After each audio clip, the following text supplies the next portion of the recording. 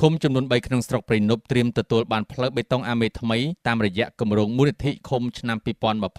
2026 នៅព្រឹកថ្ងៃទី23ខែមេសាឆ្នាំ2026រដ្ឋបាលស្រុកព្រៃនប់បានរៀបចំពិធីបើកសំណើដេញថ្លៃជាសាធារណៈនៅគម្រោងមូលនិធិឃុំប្រចាំឆ្នាំ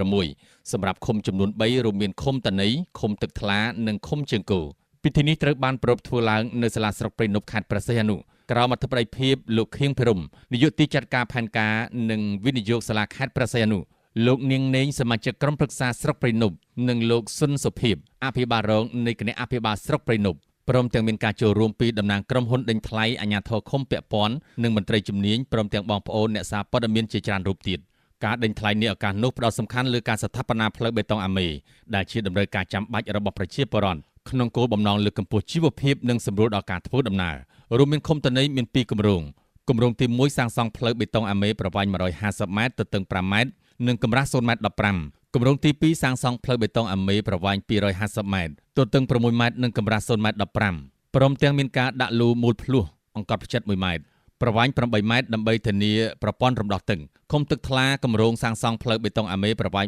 440ម៉ែត្រទទឹង5ម៉ែត្រដែលតភ្ជាប់ការធ្វើដំណើររវាងភូមិព្រែកទាល់និងភូមិកំពង់ចិននិងឃុំជើងគោគម្រោងសាងសង់ផ្លូវបេតុងអាមេប្រវែង480ម៉ែត្រទទឹង5ម៉ែត្រនិងកម្រាស់0ម៉ែត្រ15ក្នុងឱកាសនោះលោកខៀងភិរមបានមានប្រសាសន៍ថាក្នុងដំណើរការដេញថ្លៃនេះត្រូវធ្វើឡើងដោយតម្លាភាពយុត្តិធម៌និងត្រឹមត្រូវតាមនីតិវិធីច្បាប់ដើម្បីស្វែងរកក្រុមហ៊ុនដែលមានសមត្ថភាពពិតប្រាកដហើយក៏បានណែនាំដល់ក្រុមហ៊ុនដែលឈ្នះការដេញថ្លៃត្រូវយកចិត្តទុកដាក់ខ្ពស់លើបទដ្ឋានបច្ចេកទេសនិងគុណភាពសំណង់